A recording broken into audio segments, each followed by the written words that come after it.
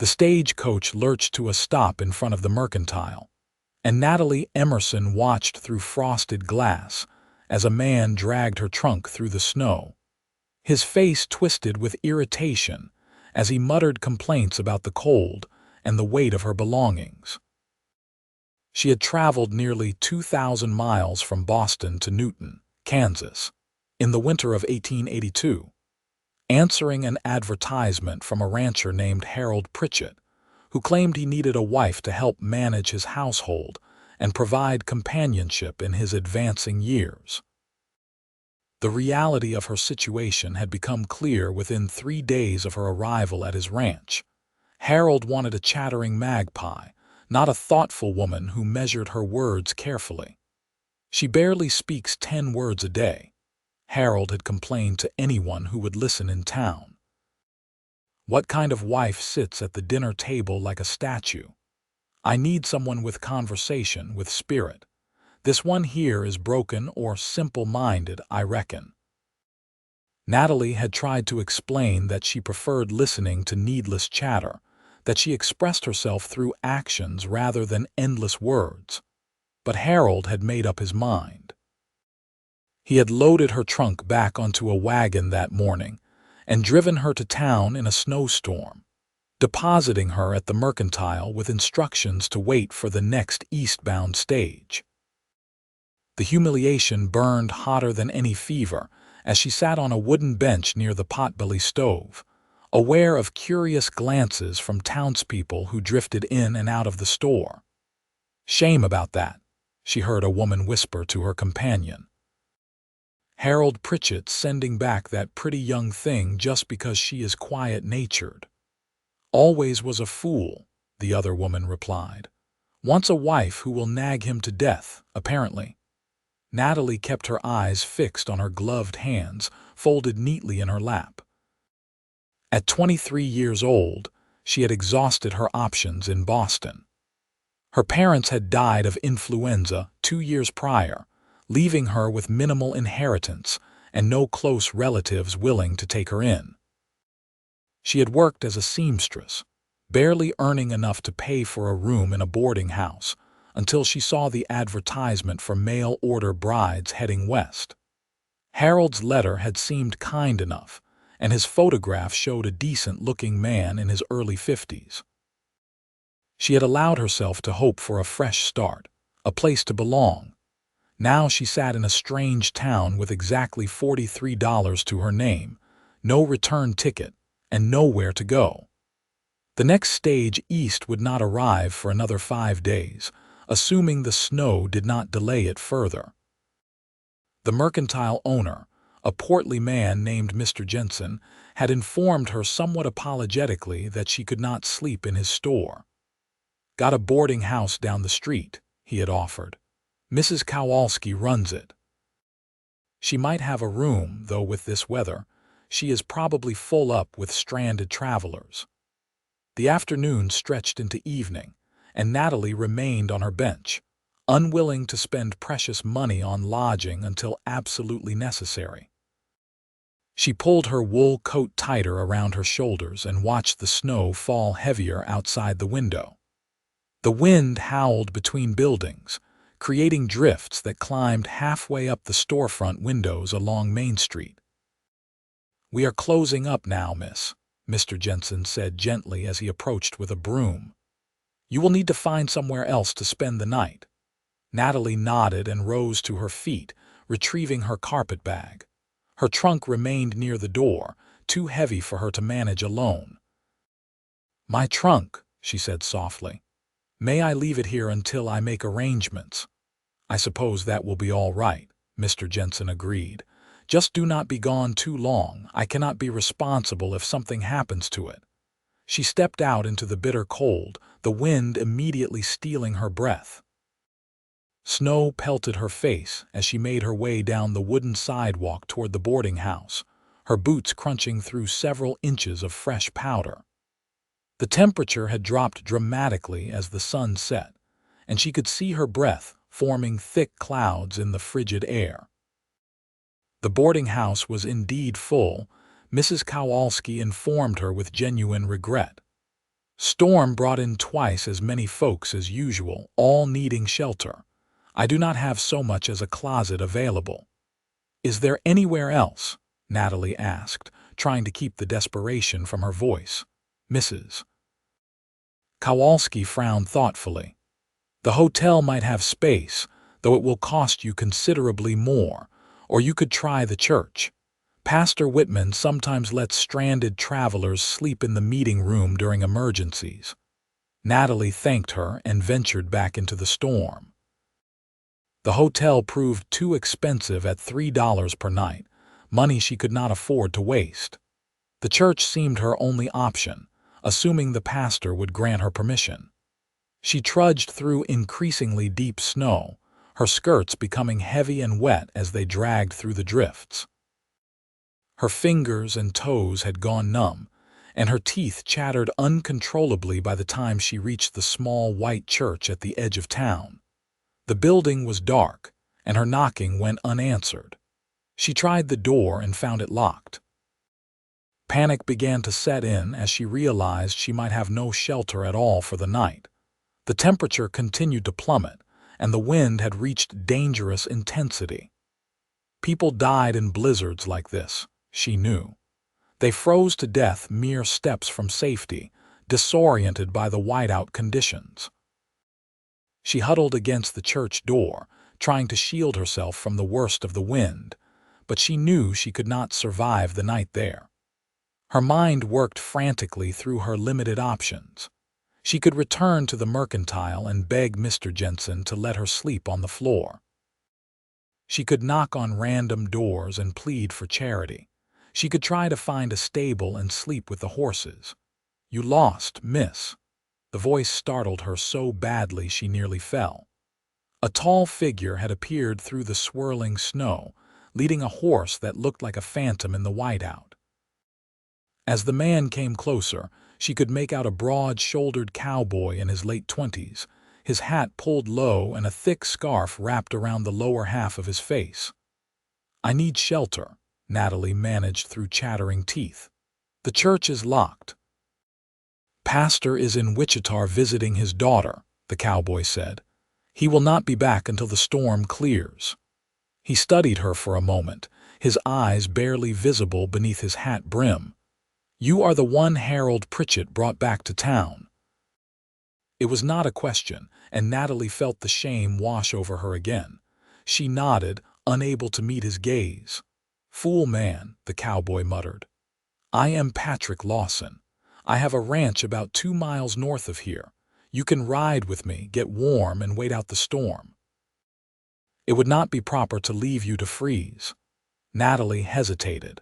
Accepting help from a strange man could compromise her reputation further, but freezing to death seemed a more immediate concern. "I do not want to impose," she said weakly. "You will be dead by morning if you stay out here," Patrick said bluntly. "I have a housekeeper, Mrs. Chen, who lives in a room off the kitchen. She will act as chaperone if you are worried about propriety. Now come on before we both freeze."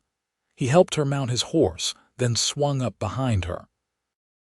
The warmth of his body at her back was immediately welcome, though she felt self-conscious about the intimacy of their position. He urged the horse forward into the storm, and within moments, Natalie had lost all sense of direction. The world became a shifting wall of white, the wind so loud she could barely think. Patrick seemed to navigate by instinct, guiding his horse steadily through the blizzard. Natalie had no idea how long they rode, only that her body felt like solid ice by the time buildings emerged from the darkness. Patrick dismounted and helped her down, her legs so stiff she nearly collapsed. He caught her easily and half-carried her toward a structure that resolved into a modest ranch house. The door opened to reveal a small Chinese woman in her 60s, her face creased with concern. "You brought home a frozen bird," she said, her accent thick but her English clear. "Bring her to the fire quickly now." The interior of the house was blessedly warm. A large fireplace dominated one wall of the main room, flames crackling cheerfully. "Mrs. Chen took charge immediately, helping Natalie out of her soaked coat and boots, wrapping her in thick blankets and positioning her close to the fire. Patrick disappeared to tend his horse, and Mrs. Chen brought hot tea that Natalie clutched gratefully, feeling slowly returning to her frozen fingers. "You are the male bride Harold sent back," Mrs. Chen said matter-of-factly as she bustled about, preparing more tea and laying out dry clothes. "That man is a fool. My husband and I worked for him 10 years ago before we came to work for Patrick. Harold wants a parrot, not a person." "You speak your mind freely," Natalie observed, her voice still shaky from the cold. "Patrick does not mind plain speaking," Mrs. Chen replied. "He values honesty and hard work, not constant noise. You drink your tea and warm up. I will make food." Patrick returned from the barn, stomping snow from his boots. With his hat removed, Natalie could see him properly for the first time. He had dark brown hair that needed cutting, sharp blue eyes, and a strong jaw shadowed with stubble. His face was weathered from outdoor work but handsome in a rugged way. He met her gaze directly and she looked away first, unused to such frank assessment. "Storm is getting worse," he announced. "You will need to stay here until it clears, probably 2 or 3 days at least." "I hope that does not cause you trouble." "I have nowhere else to be," Natalie admitted quietly. "Mr. Pritchett left me in town with instructions to take the next stage east." "Are you going back to where you came from?" Patrick asked, settling into a chair near the fire. "Boston." "Though I have nothing to return to there." Natalie wrapped the blanket more tightly around herself. "I suppose I will find work somewhere, perhaps a larger city along the way." "What kind of work did you do before?" Patrick poured himself coffee from a pot on the hearth. "I was a seamstress. I made dresses and did alterations." Natalie sipped her tea, feeling warmth finally penetrating her core. "I am also skilled at keeping accounts and managing household matters. My mother taught me to cook and preserve food, tend a garden, care for chickens." "Sounds like you would have made a fine ranch wife," Patrick observed. "Harold must have some specific requirements I am not aware of." "He wanted someone who talks constantly," Natalie said, then added with uncharacteristic boldness, "I prefer to speak when I have something worth saying."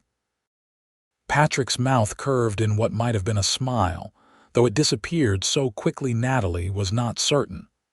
"That is a philosophy I can appreciate." Mrs. Chen brought bowls of thick stew, and they ate in companionable quiet. Natalie noticed that Patrick seemed perfectly comfortable with silence, not feeling the need to fill every moment with conversation. It was a refreshing change from Harold's constant demands that she comment on every trivial matter. After dinner, Mrs. Chen showed Natalie to a small guest room that was clean and simply furnished. "You rest now," the older woman instructed. "Tomorrow we see what is to be done with you." Natalie lay in the narrow bed, listening to the wind howl around the house. Despite the uncertainty of her situation, she felt more at peace than she had since leaving Boston. There was something solid and reassuring about Patrick Lawson, though she could not quite put her finger on what. Perhaps it was simply that he had not once commented on her quietness as though it were a flaw. The next morning, the storm still raged with undiminished fury. Natalie woke to find Mrs. Chen had laid out fresh clothes for her, a simple dress in dark blue wool that fit reasonably well. She dressed and ventured into the main room where Patrick sat at a large wooden table, reviewing papers covered in neat columns of figures. "Good morning," she said softly. He looked up and nodded. "Morning. Help yourself to breakfast. There is coffee and porridge keeping warm by the fire." Natalie served herself and sat at the other end of the table, not wanting to intrude on his work. She ate slowly, occasionally stealing glances at him. His brow was furrowed in concentration as he made notations on the papers. Ranch accounts? She asked after several minutes. Cattle inventory and sale projections, he replied without looking up. I am trying to determine if I can afford to expand my herd this spring. May I see? Now he did look up, surprise evident on his face. You understand accounting. My father was a merchant. He taught me mathematics and bookkeeping from a young age. Natalie set down her spoon. I managed his accounts for 3 years before he died. Patrick slid the papers across the table to her. Natalie studied them carefully, noting his neat handwriting and systematic organization. His calculations were accurate, but she spotted a few areas where his projections could be refined. Your feed costs seem high, she observed. Are you purchasing hay or growing your own? Purchasing, mostly. I do not have enough cleared land for sufficient hay production. What about leasing grazing rights on adjacent property during the summer months? That would reduce your feed purchases significantly. Natalie pointed to his figures. If you saved even 20% on feed costs, you could afford to increase your herd by 15 head, which would substantially improve your profit margins. Patrick leaned forward, studying his numbers with renewed interest. I had not considered leasing grazing land. The Thompson Ranch east of here has extensive grassland they are not fully utilizing. I wonder if they would be open to an arrangement. They spent the next hour discussing various aspects of ranch management, Natalie offering suggestions based on her understanding of business principles, Patrick explaining the practical realities of cattle ranching. Mrs. Chen came and went, clearing dishes and tending to household tasks, occasionally interjecting her own observations. You have a good head for this, Patrick said finally, gathering his papers. Harold truly was a fool to send you back. Natalie felt warmth that had nothing to do with the fireplace spread through her chest. When had anyone last complimented her intelligence rather than criticizing her quiet nature? The day passed slowly, the three of them confined to the house by the continuing storm. Patrick had work to do in the barn, tending to his animals, and he bundled up multiple times to make the dangerous trek across the yard. Each time he returned covered in snow, stamping and blowing on his hands despite his thick gloves. Natalie occupied herself helping Mrs. Chen with various household tasks. She mended a pile of Patrick's shirts that needed buttons replaced and tears sewn. She helped prepare a large pot of bean soup for dinner. She organized the kitchen pantry, which had fallen into a state of mild chaos. Mrs. Chen watched her work with approving eyes. You are a useful girl, the older woman said. Patrick needs a wife like you, not that silly Margaret Shaw who makes eyes at him in town. I am sure Mr. Lawson can find his own wife without interference, Natalie replied diplomatically, though she was curious about Margaret Shaw. That girl talks enough for 5 people, Mrs. Chen continued, ignoring Natalie's attempt to change the subject. Her father owns the feed store and thinks Patrick would be a good match, but Patrick cannot stand more than 5 minutes of her chatter. That evening, Patrick produced a worn deck of cards and taught Natalie a game called pitch. They played at the table while Mrs. Chen knitted in her rocking chair near the fire. The wind continued its relentless assault on the house, but inside all felt cozy and secure.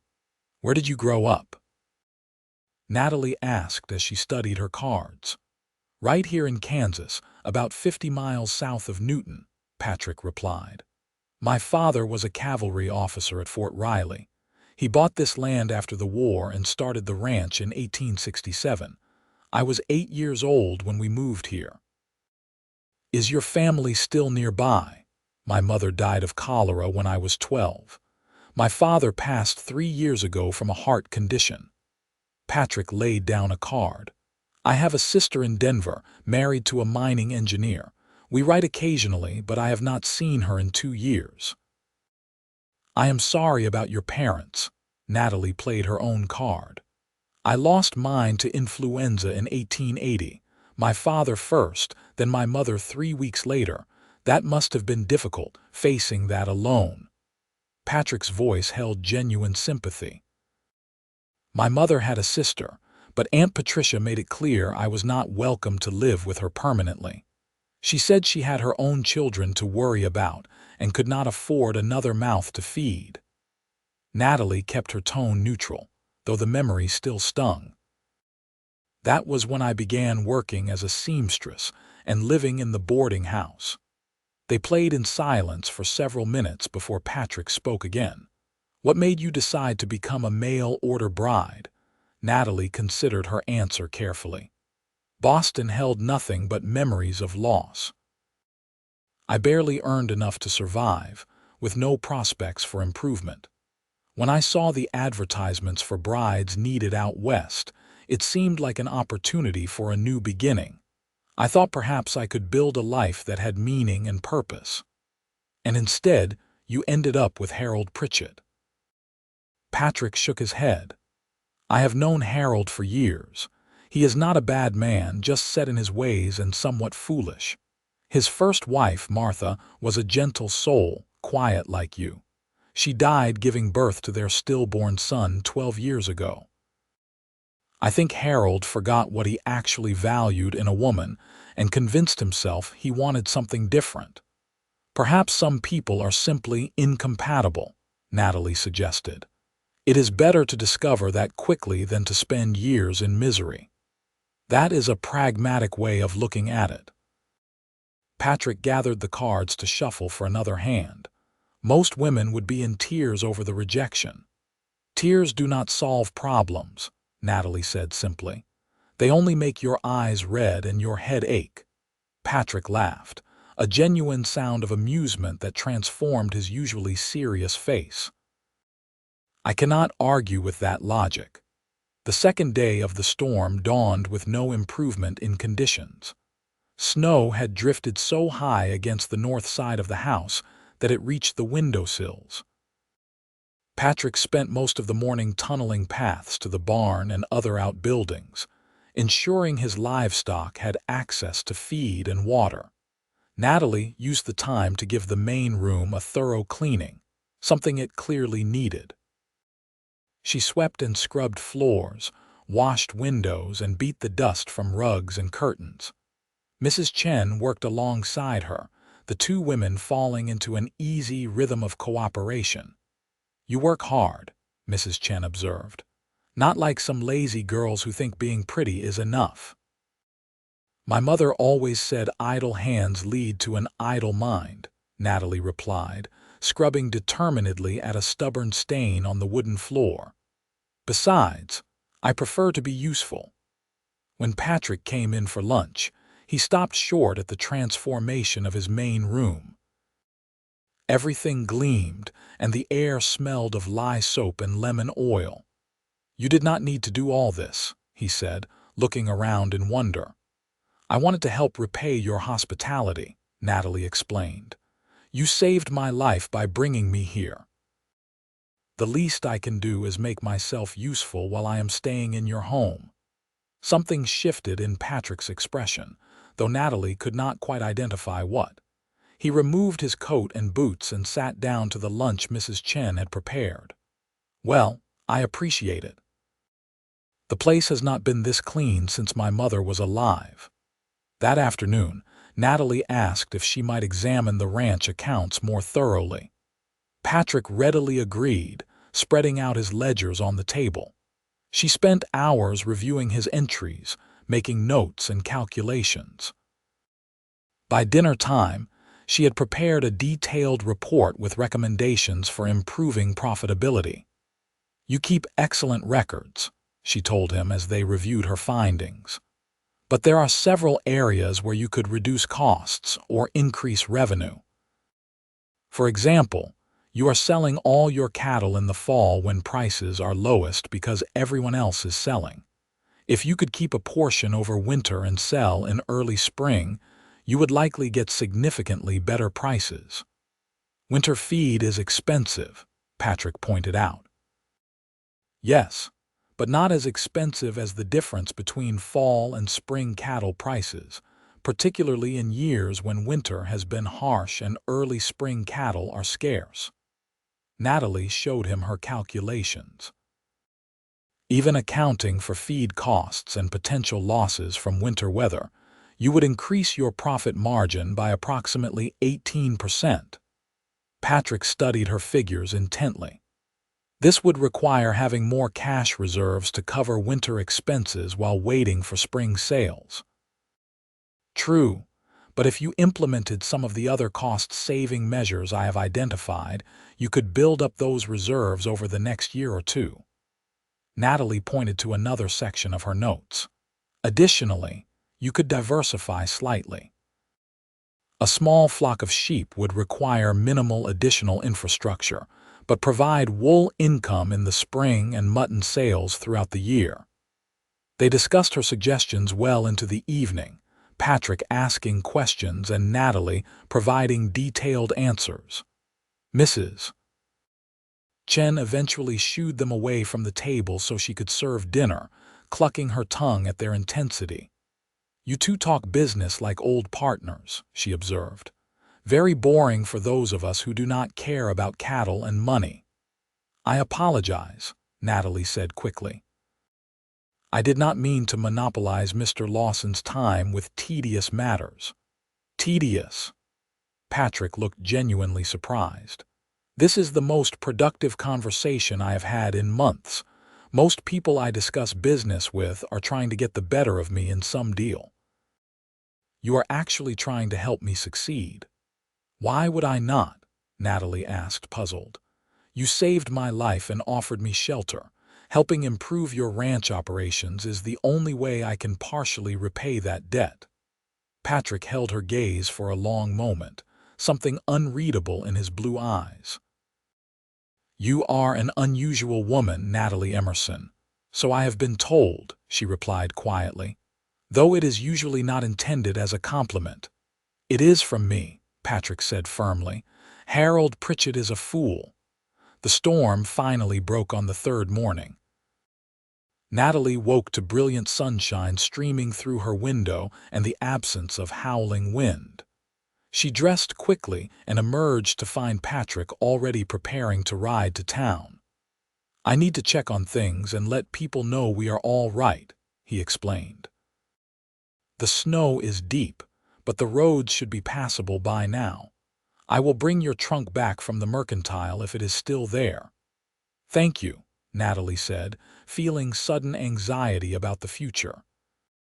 The storm had provided a temporary reprieve, a bubble of unreality where she could forget her predicament.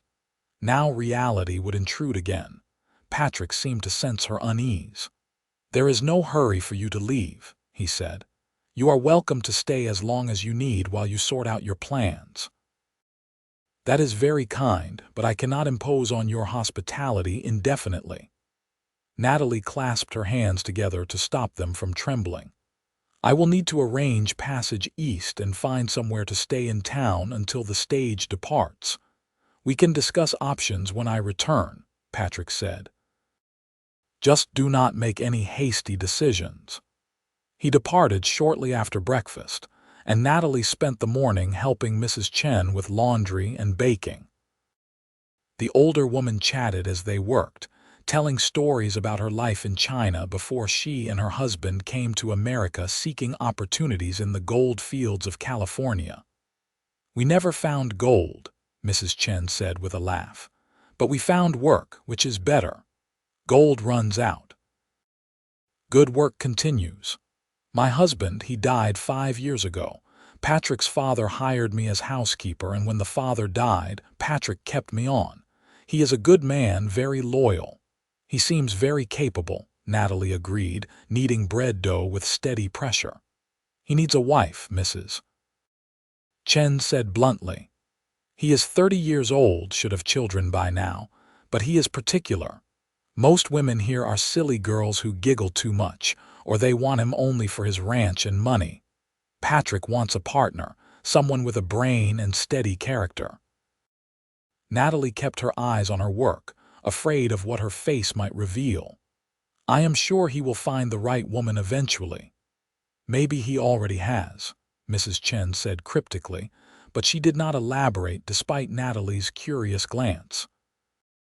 Patrick returned in the late afternoon, Natalie's trunk loaded in his wagon. He stamped snow from his boots and accepted the coffee Mrs. Chen poured for him. "Town is mostly dug out," he reported. "The stage should be able to get through in a day or two. However, I spoke with the station manager, and the next eastbound stage is not scheduled for another week. The storm delayed the whole schedule." "I see." Natalie absorbed this information quietly. "I suppose I should find somewhere to stay in town while I wait." "Or you could stay here," Patrick said. "You have been helpful to me with the business planning. If you would be willing, I would like to hire you to continue organizing my accounts and developing a comprehensive business strategy for the ranch. It would be a temporary position, naturally, lasting until you depart on the stage. I would pay you $1 a day plus room and board." Natalie stared at him in surprise. $1 a day was generous wages for bookkeeping work. "You do not need to pay me," she protested. "You have already done so much." "I am not offering charity," Patrick said firmly. "I am offering employment for services rendered. You have skills I need. I am willing to pay for them. It is a straightforward business arrangement." When he put it that way, Natalie felt she could accept without compromising her pride. "Then I agree to your terms. Thank you, Mr. Lawson." "Patrick," he corrected. "If we are going to be working together, you should call me Patrick, and I will call you Natalie if that is acceptable." "It is acceptable," she agreed, feeling a flutter in her chest at the idea of this informal address. The next week fell into a comfortable routine. Natalie spent her mornings working on the ranch accounts, developing detailed reports and projections. Patrick would join her after completing his morning chores, and they would discuss her findings and his plans. The afternoons she devoted to helping Mrs. Chen with household tasks, and evenings were spent in easy companionship with Patrick, playing cards or reading aloud from books in his small library. Natalie found herself happier than she had been in years. Patrick was intelligent and respected her opinions. He listened when she spoke and did not seem bothered by her long silences. Mrs. Chen treated her like family, teaching her Chinese dishes and telling her stories that made her laugh. The work was satisfying, giving her a sense of purpose and accomplishment. She tried not to think about the approaching departure date. The stage was now confirmed to arrive in 3 days, and her ticket was purchased. She would board that stage and return to a life of uncertainty in the East. The thought filled her with dread. On her second-to-last night at the ranch, Patrick asked her to walk with him after dinner. They bundled into coats and boots and ventured into the crystalline cold of a clear winter evening. Stars blazed overhead in countless thousands, undimmed by city lights. Their breath formed clouds that glowed silver in the moonlight. "I want to talk to you about something," Patrick said as they walked along the cleared path toward the barn. "You can refuse, and it will not change anything about your employment or stay here. I want that understood from the start." Natalie's heart began to pound. "All right." Patrick stopped and turned to face her, his expression serious in the moonlight. "These past days with you here have been the best I can remember in a long time. You are intelligent, capable, and easy to be around. You do not fill every silence with meaningless chatter, but when you speak, it is worth hearing. Mrs. Chen adores you. Even my most stubborn horse seems calmer when you are near." He paused, seeming to gather his thoughts. "I know you came here to be a mail-order bride. That did not work out with Harold, but perhaps it could work out with someone else, with me specifically." Natalie felt dizzy, not certain she was understanding him correctly. "Are you asking what I think you are asking?" "I am asking you to marry me," Patrick said plainly. Not because I need someone to cook and clean, though those things matter, but because I believe we would make good partners. We work well together. We think alike about important things. I admire your character and your mind. In time, I think we could build something real together, a true marriage based on mutual respect and shared goals. But you barely know me, Natalie whispered, her voice catching. We have spent only a week together. I know you better than many couples know each other after months of formal courtship, Patrick countered. I have seen how you work, how you treat others, how you handle adversity. I have seen your intelligence, your integrity, your kindness. What more do I need to know? What about love? The word escaped before Natalie could stop it. You have not mentioned love. Patrick stepped closer, his face earnest in the moonlight. I will be honest with you because you deserve honesty. I do not love you yet, but I believe I could given time. What I feel now is admiration, attraction, and a deep respect. That seems like a stronger foundation than infatuation, which burns hot but often burns out quickly. Natalie's mind whirled. Everything he said made logical sense, but she had allowed herself to hope for more, to dream of passionate declarations despite her practical nature. Yet was Patrick not right? How many marriages began with flowery words and grand gestures only to crumble when reality intruded? I need time to think, she said finally. Of course.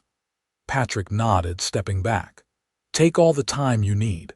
The stage leaves day after tomorrow. If you decide to board it, I will understand and wish you well.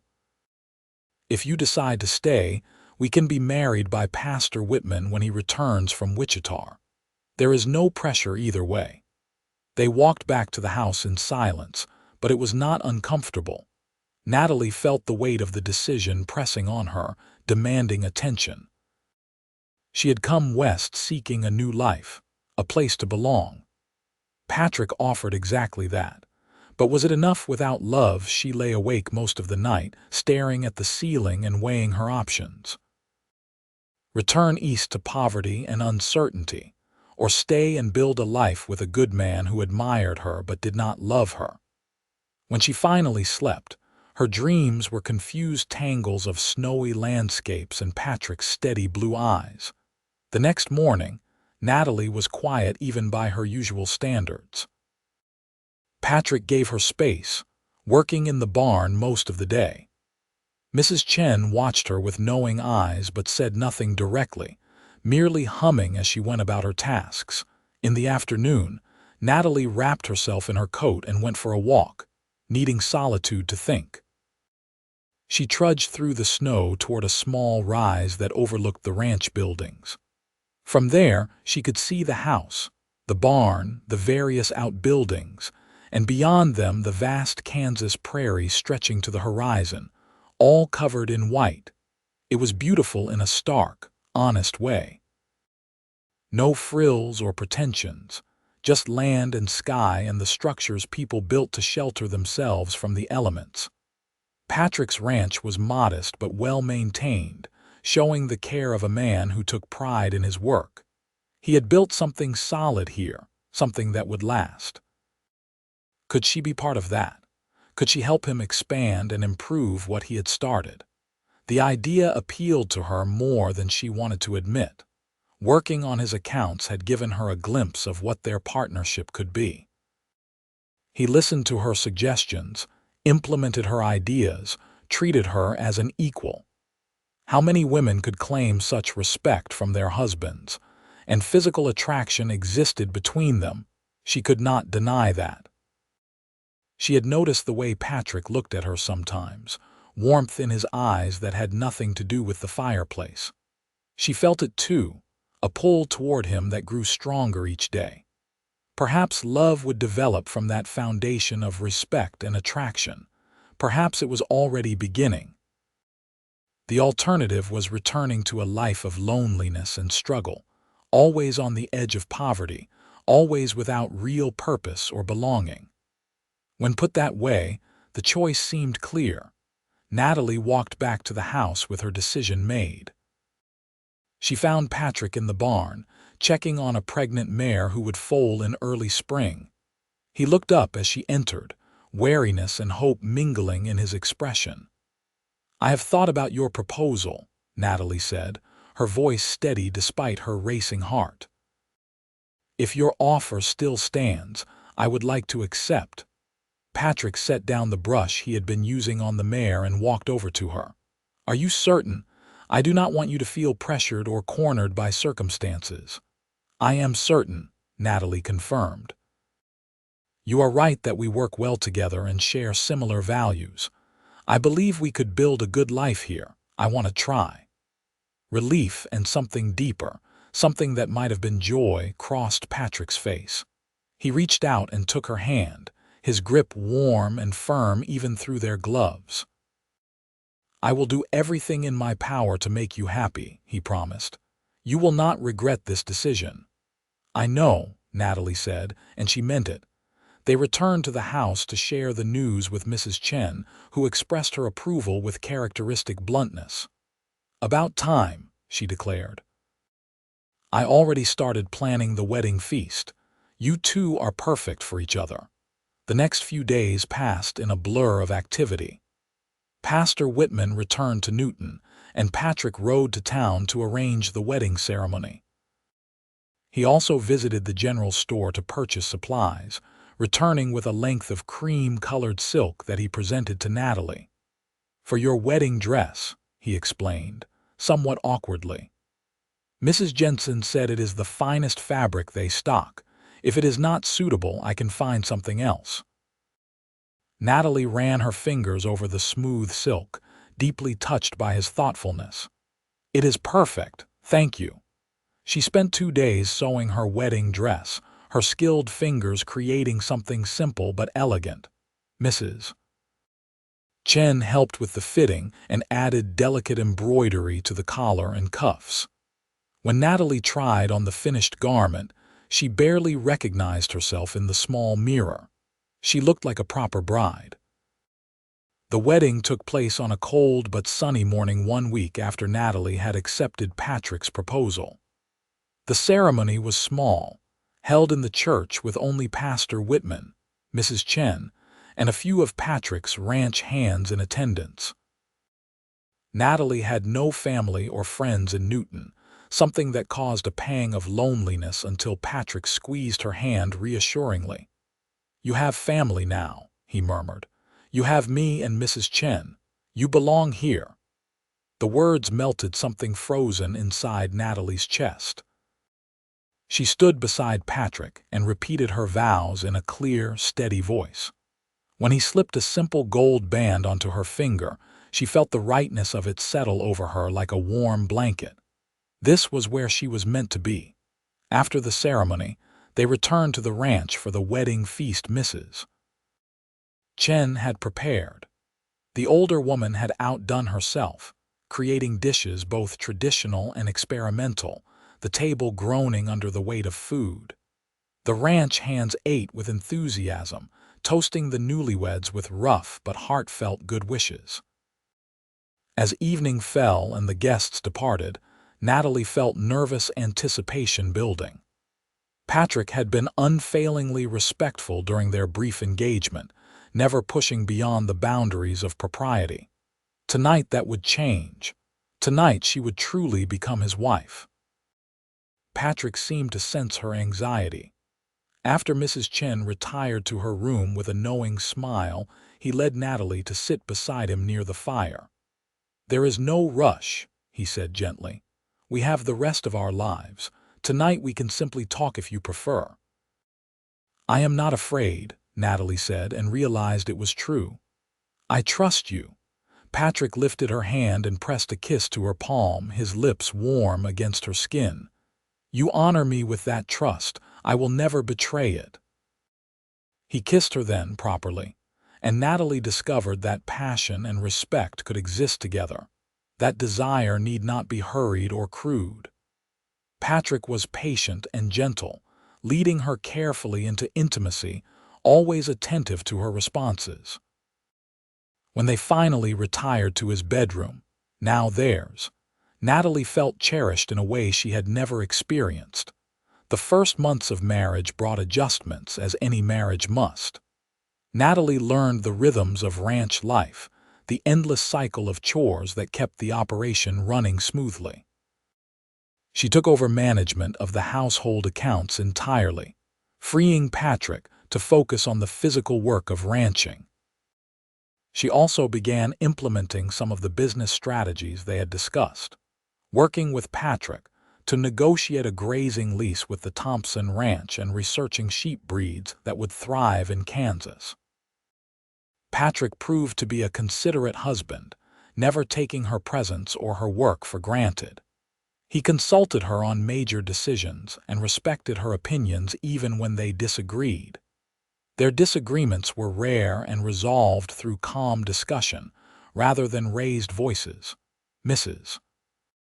Chen watched their developing relationship with satisfaction. "I told you he was a good man," she said one afternoon as she and Natalie prepared preserves from dried fruit. "You are good for him too. He smiles more now." "Does he?" Natalie had not noticed, but then again, she smiled more too. Life had taken on a richness and purpose she had not known was possible. Spring arrived with its usual burst of activity.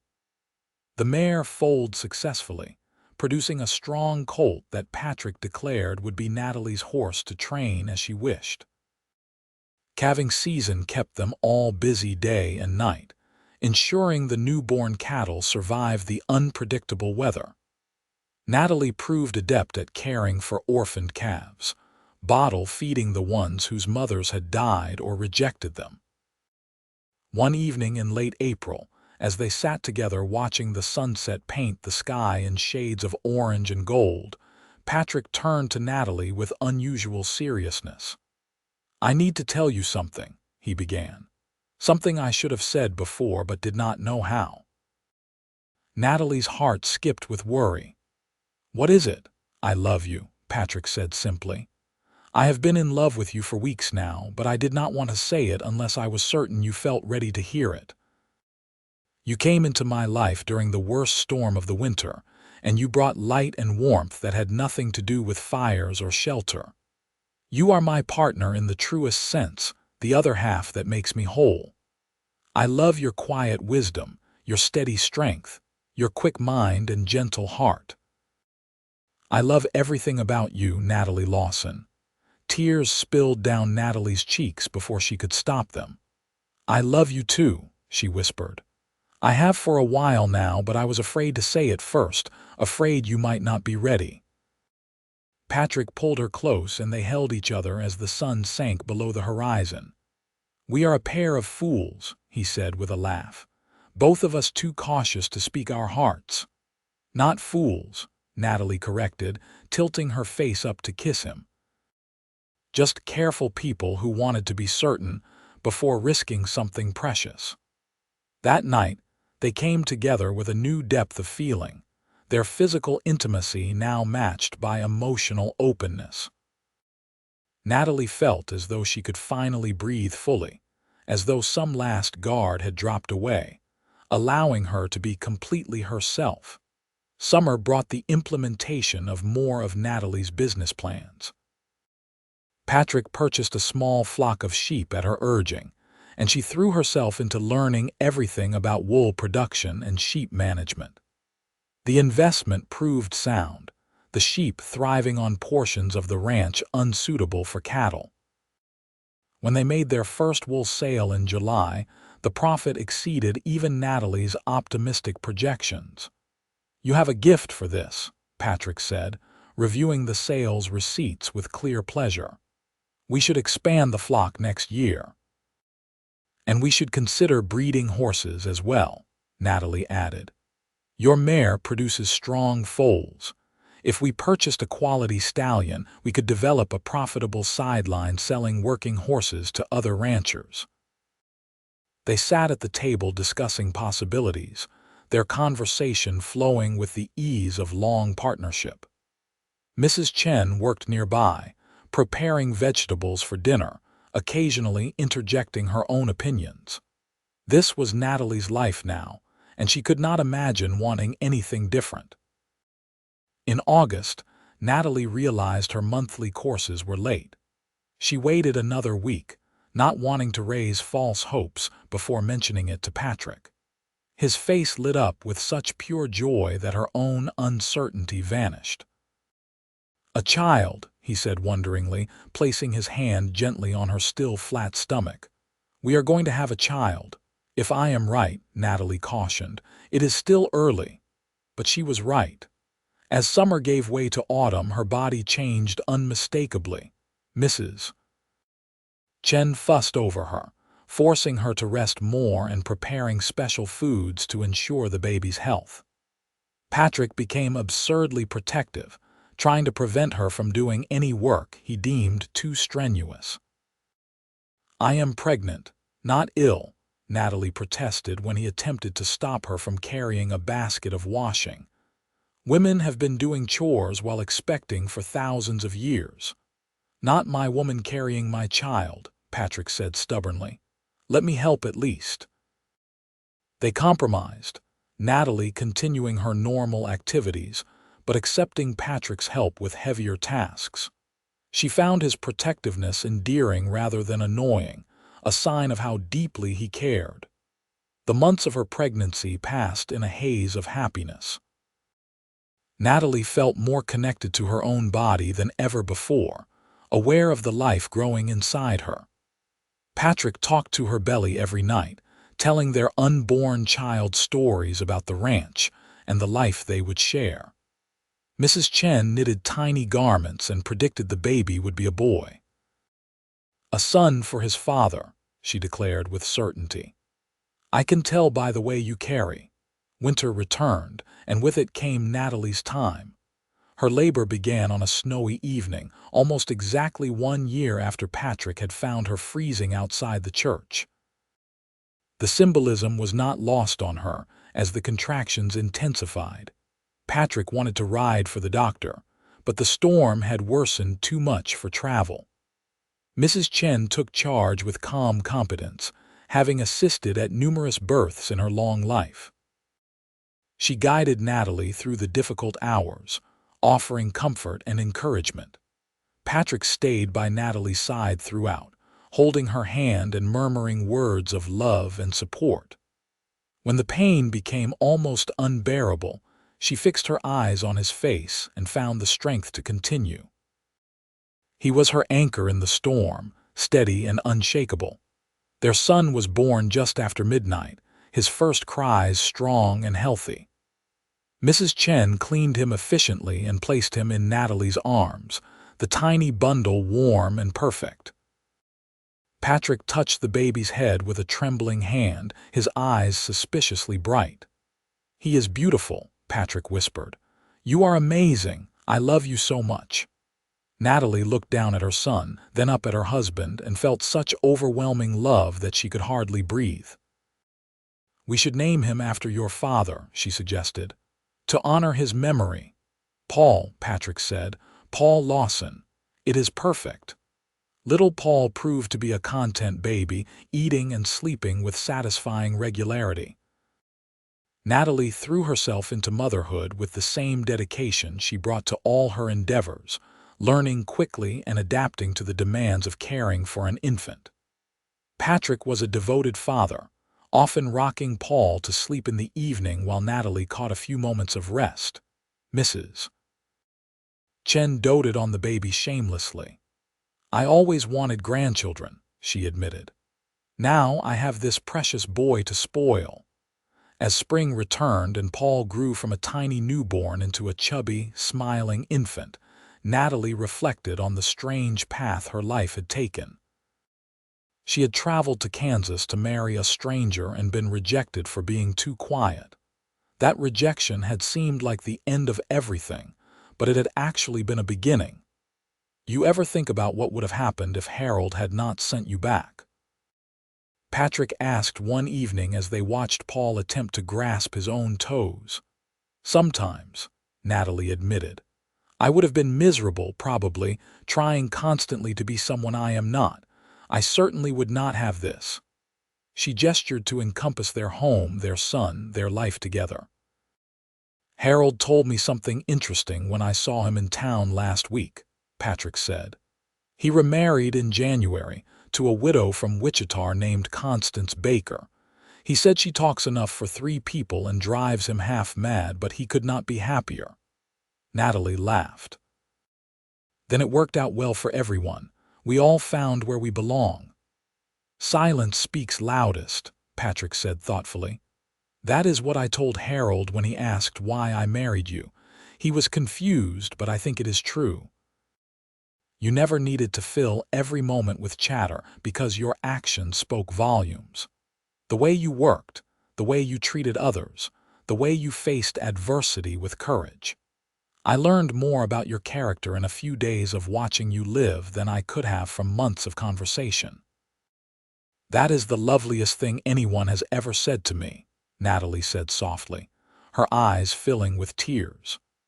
Pregnancy and motherhood had made her more emotional, tears coming easily now where before they had been rare. Patrick pulled her close, careful not to disturb Paul, who had fallen asleep in her arms. "I mean every word. You are the best thing that ever happened to me, Natalie Lawson. I thank God for that blizzard every single day." "I do too," Natalie whispered against his chest. "I do too." The years that followed brought prosperity and growth to the Lawson ranch. Natalie's business acumen combined with Patrick's hard work and practical skill created a thriving operation. They expanded their cattle herd, grew their sheep flock, and indeed began breeding horses that became sought after throughout the region. The ranch that Patrick's father had started as a modest homestead became one of the most successful operations in the county. Their family grew as well. 2 years after Paul's birth, they welcomed a daughter they named Marie, after Patrick's mother. She had her father's blue eyes and her mother's quiet, observant nature. 3 years later came another son, James, who proved to be the wild one of the family, always into mischief and full of energy. Mrs. Chen remained with them, growing older but no less sharp-tongued or devoted. She taught all the children to cook Chinese dishes and told them stories about faraway lands. When she finally passed peacefully in her sleep at the age of 78, the entire family mourned her deeply. They buried her on a hill overlooking the ranch, with a headstone that read "Beloved Friend and Family." Patrick and Natalie hired additional help as the ranch grew, building a bunkhouse for ranch hands, and eventually a small cottage for a married couple who served as foreman and housekeeper. But the heart of the operation remained Patrick and Natalie's partnership, their shared vision and complementary skills. Natalie never stopped being quiet by nature, never became the chattering woman Harold Pritchett had wanted. But her quiet was respected and valued, her words carrying weight because she spoke them thoughtfully. The children learned to listen carefully when their mother spoke, knowing she would offer wisdom rather than noise. Patrick often told the story of how they met, particularly when Paul grew old enough to understand. "Your mother was delivered to me in a blizzard," he would say. "Frozen half to death and rejected by a fool. I took one look at her and knew she was special, though I did not understand why at first." "Because Mama is smart," Marie would pipe up, having heard the story many times. "Because Mama is kind," James would add. "Because Mama is quiet," Paul would finish, "and silence speaks loudest." Patrick would nod approvingly. "That is right, son. Your mother taught me that the loudest voice is not always the wisest, and that sometimes the most important things are expressed without words at all." On their 10th wedding anniversary, Patrick surprised Natalie with a trip to Denver to visit his sister Catherine. It was the first time Natalie had left the ranch for more than a day since their marriage, and she felt strange being away from their home and children, who stayed behind with the foreman's wife.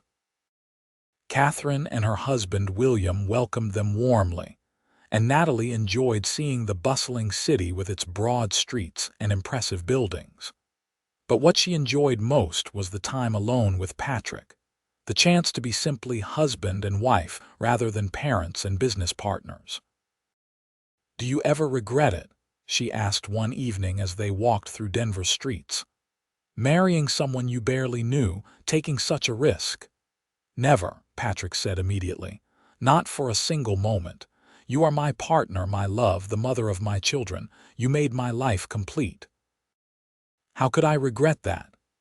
I worried sometimes, especially early on, that you might wish for someone more outgoing, someone who could better represent the ranch socially," Natalie confessed. Patrick stopped walking and turned to face her, his expression serious. "Natalie, I fell in love with you exactly as you are. Your quiet strength, your thoughtful nature, your tendency to listen more than you speak.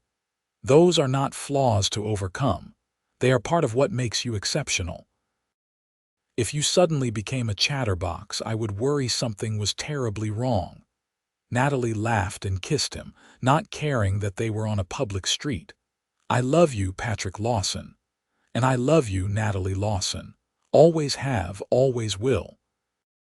They returned to the ranch refreshed and more connected than ever. The children rushed to greet them, Paul and Marie competing to tell them everything that had happened during their absence, while James simply clung to Natalie's skirts, having missed her deeply. Life settled back into its comfortable rhythms. The seasons turned, each bringing its own work and pleasures. Patrick taught Paul the intricacies of ranching, passing on the knowledge his own father had given him. Natalie taught Marie and James their letters and numbers, instilling in them a love of learning. The ranch prospered, their family thrived, and their love deepened with each passing year. When Paul turned 18, he surprised them by announcing he wanted to study veterinary medicine rather than simply take over the ranch. Patrick was initially disappointed, but came around when Natalie pointed out that having a veterinarian in the family would be enormously valuable to their operation. "Besides," she said gently, "the ranch will still be here when he is ready. Let him follow his passion. We followed ours, after all." Patrick agreed, and they sent Paul to study in Chicago. He returned 4 years later with a degree and a quiet, intelligent wife named Sarah, who reminded Patrick and Natalie very much of themselves at that age. Paul set up a practice in Newton, but continued to help manage the ranch, exactly as his mother had predicted. Marie showed an early talent for business that exceeded even Natalie's. By the time she was 16, she was managing the ranch's accounts and developing marketing strategies that increased their profits substantially. She eventually married a banker from Wichita, but she and her husband built a house on ranch land and remained actively involved in the operation. James, the wild child, settled down somewhat as he matured but retained his adventurous spirit. He took charge of the horse breeding program, traveling throughout the West to purchase stock and sell their horses. He married a spirited woman from Texas, and together they expanded that portion of the business beyond anything Patrick and Natalie had imagined. As Patrick and Natalie aged, they gradually handed over more responsibilities to their children. But they remained active and engaged, offering guidance and wisdom when asked, but trusting the next generation to forge their own path. On a snowy evening in late December, 30 years after that first blizzard, Patrick and Natalie sat together in the same main room where they had first gotten to know each other. The house had been expanded over the years, but they had kept this original room largely unchanged, with the same fireplace, the same worn table where Natalie had first reviewed Patrick's accounts. Their grandchildren played on the floor nearby, supervised by Marie, while Paul and Sarah discussed veterinary matters with James and his wife. The room buzzed with conversation and laughter, the sound of family together. Patrick took Natalie's hand, her fingers now marked with age but still strong and capable. "Do you remember sitting here 30 years ago when I brought you home from town?" "How could I forget?" Natalie smiled. "I was frozen solid and utterly lost. I had no idea that night would change everything." "I knew," Patrick said. "Not right away, but soon. Within days I realized you were special. Within a week I knew I wanted you to stay. Best decision I ever made asking you to marry me." "Best decision I ever made saying yes," Natalie replied. She looked around the room at their children and grandchildren, at the life they had built together. "We did well, did we not?" "We did magnificently," Patrick agreed. He raised her hand to his lips and kissed it gently. "I love you, Natalie, just as much today as I did 30 years ago. More, actually, because now I know all the million little things that make you who you are." "And I love you," Natalie said. "Thank you for seeing past my quietness to the person underneath. Thank you for valuing silence as much as words." "Silence speaks loudest," Patrick quoted, his blue eyes twinkling. "I told Harold that once and he thought I was crazy, but it is true. Your silence always spoke volumes to me. It still does." They sat in comfortable quiet, surrounded by the noise and joy of their family, two people who had found each other by chance and built a life by choice. Outside, snow began to fall again, but inside all was warmth and love and belonging. Natalie thought back to that frightened young woman who had sat in this very room 30 years ago, convinced her life was over, certain she had nothing left to hope for. If she could speak to that younger self, she would tell her that sometimes the worst rejections open doors to the best possibilities. That silence is not a flaw but a strength. That love built on respect and partnership lasts longer than love built on pretty words alone. But mostly she would tell her younger self not to give up hope, because somewhere in the storm, someone was coming to find her. Someone who would see her worth, appreciate her nature, and build a life with her that exceeded her wildest dreams. Patrick squeezed her hand, and Natalie squeezed back, speaking in their shared language of gestures and glances. After 30 years of marriage, they rarely needed words.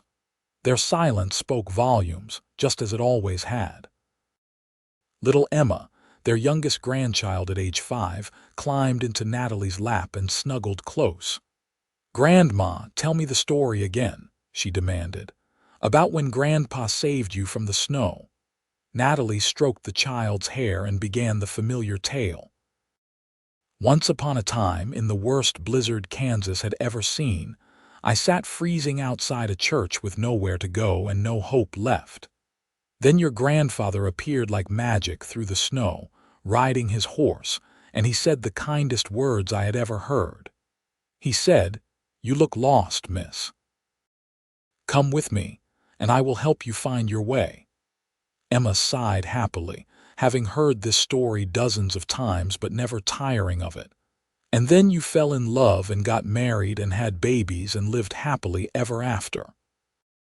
"Yes," Natalie confirmed, meeting Patrick's eyes over their granddaughter's head. "We lived happily ever after, and they had." Against all odds, despite the unconventional beginning, through hard work and dedication and deep respect for each other, they had built a marriage that stood the test of time. They had raised good children, built a successful ranch, and created a legacy that would continue for generations. The snow fell heavier outside, but inside the Lawson house, all was light and warmth. Natalie rested her cheek against Emma's soft hair and closed her eyes, feeling Patrick's hand still clasped in hers. This was home. This was family. This was love. And it had all begun on a snowy night when a cowboy had found a rejected mail-order bride and decided she was worth saving. When he had looked past her quiet nature and seen the strength and intelligence beneath. When he had chosen partnership over pretense, respect over romance, and in doing so had found both. Silence had indeed spoken loudest, telling Patrick everything he needed to know about the woman who would become his wife. And that silence continued to speak, year after year, saying, "I love you" in 1,000 wordless ways. As Natalie drifted into a light doze, lulled by the warmth of the fire and the comfort of family surrounding her, she sent up a silent prayer of gratitude. "Thank you for the blizzard," she prayed. "Thank you for rejection that turned into redirection. Thank you for a husband who values quiet as much as conversation. Thank you for this beautiful life." Outside, the wind howled and the snow fell, but inside the Lawson ranch house, all was peace and contentment. Two people who had found each other in a storm had created a shelter that would stand for generations, built on a foundation of respect, partnership, and a love that needed no words to be understood. And if Harold Pritchett ever regretted his decision to send Natalie back, nobody knew or cared. He had his chattering wife, and they had each other. In the end, everyone had found exactly what they needed, even if it was not what they originally thought they wanted. The fire burned low, and Patrick stirred, gently taking Emma from Natalie's arms and handing her to Marie. "Time for bed," he announced. "Old folks like your grandmother and I need our rest." Natalie smiled at being called old, though at 53 she supposed it was accurate enough. She rose stiffly, her joints protesting the movement, and leaned on Patrick's arm as they made their way to their bedroom. "Another good day," Patrick observed as they prepared for sleep. "Another blessed day," Natalie corrected. "Every day with you is a blessing." They climbed into bed, and Patrick pulled her close as he had every night for 30 years. "Sleep well, my love. Sleep well," Natalie echoed, nestling into his warmth. As she drifted off to sleep, her last conscious thought was of gratitude. Gratitude for the storm that had brought her to Patrick's door. Gratitude for his wisdom in seeing past surface differences to the person beneath. Gratitude for 3 decades of partnership, love, and shared purpose. The snow continued to fall throughout the night, blanketing the Kansas prairie in white. But inside the Lawson ranch, all was warm and safe and full of love. And in the morning, when the storm cleared and the sun rose on a new day, the family would gather again for breakfast. They would discuss plans for the ranch, tell stories, and enjoy each other's company, because that was what families did, what the Lawson family had always done. They worked together, supported each other, and built something that would last beyond their individual lives. They honored the legacy Patrick and Natalie had created from such unlikely beginnings. And sometimes, when the younger generation complained about some difficulty or setback, Patrick would smile and say, "Let me tell you about the time I met your grandmother in the worst blizzard Kansas ever saw. She had been rejected and left with nothing, but she did not give up. She found her strength, made smart choices, and built a life better than anything she had imagined. If she could do that, you can overcome whatever challenges you face." It was a lesson the children and grandchildren took to heart. Life would always bring storms, both literal and figurative.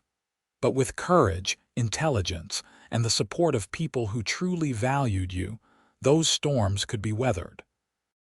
Sometimes they even brought unexpected blessings, delivering exactly what you needed right when you needed it most. The night passed peacefully, and morning came with brilliant sunshine on fresh snow. Patrick woke first, as he usually did, and lay for a moment watching Natalie sleep. Even after all these years, he felt a surge of affection at the sight of her peaceful face. She had been his partner, his love, his best friend for 3 decades. He could not imagine life without her. Natalie's eyes fluttered open, and she smiled to find him watching her. "Good morning." "Good morning," Patrick replied, dropping a kiss on her forehead. "Ready to face another day with you? Always." They rose and dressed, preparing to join their family for breakfast. As they walked together down the hallway, their hands clasped, the sounds of their grandchildren laughing and their children talking drifted from the kitchen. The house was alive with the sounds of family, of love, of home. This was the life they had built. This was the legacy of a mail-order bride rejected in the snow and the cowboy who saw her true worth. This was what happened when silence spoke loudest, when actions mattered more than words, when two people chose partnership and built something real together. And it was good. It was very, very good.